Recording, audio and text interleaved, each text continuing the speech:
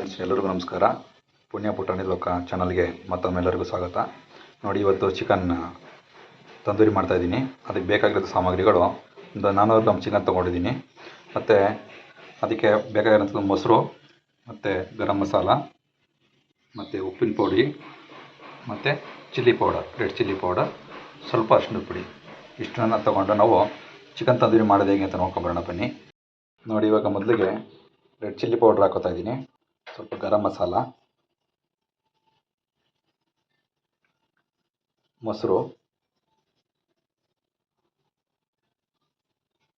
ಸ್ವಲ್ಪ ಸಾಲ್ಟು, ರುಚಿಗೆ ತಕ್ಕಷ್ಟು ಸಾಲ್ಟು, ಸ್ವಲ್ಪ ಅರಿಶಿಣದ ಪುಡಿ. ನೋಡಿ, ಇವಾಗ ಇದನ್ನು ಸ್ವಲ್ಪ ಮಿಕ್ಸ್ ಮಾಡ್ಕೊಳ್ಳೋಣ.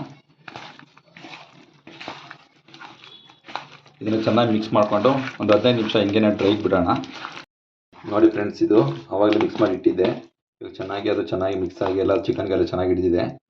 ಇವಾಗ ಇದನ್ನು ಒಂದು ಸ್ಟಿಕ್ಕಿಗೆ ನಾವು ಸ್ಟಿಕ್ ಮಾಡ್ಕೊತಾ ಇದ್ದೀವಿ. ನೋಡಿ, ಈಗ ಆಲ್ರೆಡಿ ಇಲ್ಲಿ 3 ಸ್ಟಿಕ್ ಮಾಡಿದ್ದೀನಿ. ಇವಾಗ ನಾವು ಗ್ಯಾಸ್ ಹಚ್ಕೊಳ್ಳೋಣ.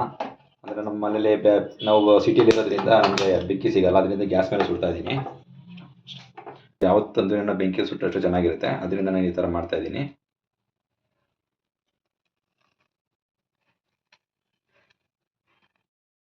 ನೋಡಿ, ಇವಾಗ ಚೆನ್ನಾಗಿ ಬೆಂಕಿಯಲ್ಲಿ ಸುಡ್ತಾ ಇದೆ. ಈ ಥರ ಚೆನ್ನಾಗಿ ಸುಟ್ಕೊಬೇಕು. ಈ ಥರ ಚೆನ್ನಾಗಿ ಸುಟ್ಟೋದ್ರೆ ಅದು ಚೆನ್ನಾಗಿ ಬೇಯುತ್ತೆ ಒಳಗಡೆ ಎಲ್ಲ, ಇಲ್ಲ ಬೇಯೋದಿಲ್ಲ. ನಿಧಾನಕ್ಕೆ ಆದಷ್ಟು ನಿಧಾನವಾಗಿ ಸುಟ್ಕೊಬೇಕು, ಅವಾಗ ತುಂಬ ಟೇಸ್ಟ್ ಚೆನ್ನಾಗಿರುತ್ತೆ. ಇವಾಗ ಸದ್ಯಕ್ಕೆ ಎಲ್ಲ ಫೈನಲ್ ಮುಗಿದಿದೆ. ಈ ಥರ ಚೆನ್ನಾಗಿ ಬೇಯಿಸಿದ್ದೀನಿ. ಇದ್ರ ಮೇಲೆ ಒಲೆಯಲ್ಲಿ ಬೇಯಿಸಿದ್ದೀನಿ. ತುಂಬ ಚೆನ್ನಾಗಿದೆ ಅನ್ಕೋತೀನಿ.